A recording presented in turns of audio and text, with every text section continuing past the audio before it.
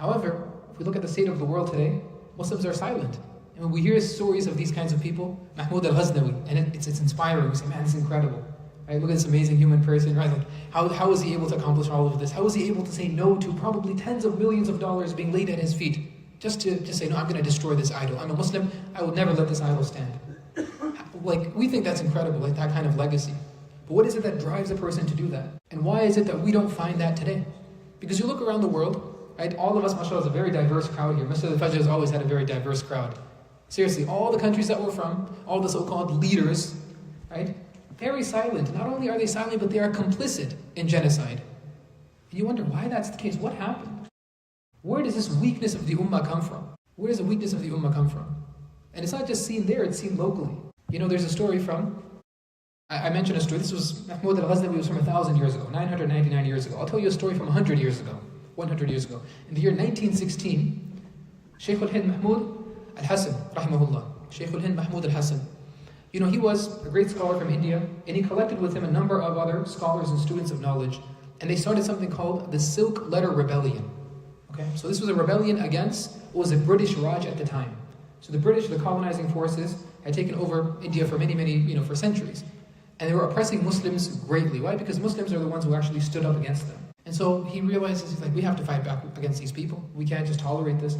So he got together a group of scholars, and they said, we have to figure out an initiative, a way to unite the ummah.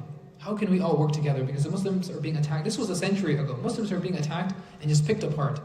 What can we do? So he takes these few scholars with him, and they travel to Al-Haramain al-Sharifain. He goes to Mecca. Because obviously that's where, like we talk about, like the center of, Islamic culture and civilization is going to be in Mecca. So he travels all the way to Mecca, like, let's go and meet the Muslims there. Everyone who comes for Hajj and Umrah, we can meet them, we can try to inspire people, maybe we can get some support that way. They go to Mecca, he gets there, and the Sharif of Mecca, at that time they had someone called, the governor of Mecca was called the Sharif of Mecca. So he hears about this person, Mahmoud al-Hassan, coming in, Shaykh al-Hind, and he hears about these other scholars. What does he do? He has all of them arrested, and he has them turned over to the British.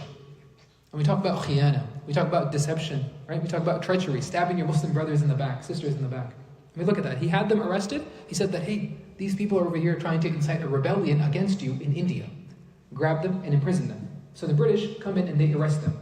Shaykh al-Hind Mahmoud al-Hassan, rahimahullah, he was a scholar. Many other scholars, they arrested all of them. They had them imprisoned in an island called the island of Malta.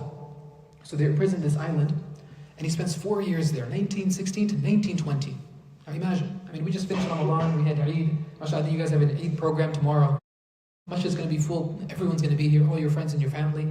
Imagine doing Ramadan without your friends, without your family. Imagine doing Eid without your friends and your family. Not just once or twice, 4 years in a row. No Ramadan with everyone, no Eid with everyone, no Adha with everyone. By themselves, secluded, in isolation, on some foreign island, in a prison cell. Spent 4 years there. And then Shaykh al-Hind and them are released. He goes back to India. By the way, Shaykh al-Hind would pass away just a few months after his release from this prison in Malta. So he goes on a little tour giving talks. So he's on a tour, and he's in a place where all these people are gathered around, and he's very silent. He's not saying anything, and everyone's just talking and talking. Then all of a sudden he decides he wants to speak. So as soon as he opens his mouth, everyone gets silent, right? And they start listening to him. It's at this time that Shaykh al-Hind, he says something very profound. He says, I have examined the situation of the ummah from my time in isolation, and I've realized that there are 2 causes for the weakness of the ummah. 2 causes. So number 1, it's disunity. Disunity amongst the ummah. And number 2, it is their abandonment of the Quran. It is their leaving the book of Allah subhanahu wa ta'ala. These are the 2 reasons why the ummah is weak. He would pass away just shortly after. In the generation that followed immediately, there's another scholar by the name of Al-Mufti, Shafi al-Uthmani, rahimahullah. Mufti Shafi al-Uthmani, he comments on this statement by Shaykh al-Hind. And he says that, I examined the statement of Shaykh al-Hind and I found it to be true. It is my belief that the Muslim ummah is weak today. It is weak because it is divided. And it is divided because it has left the Quran.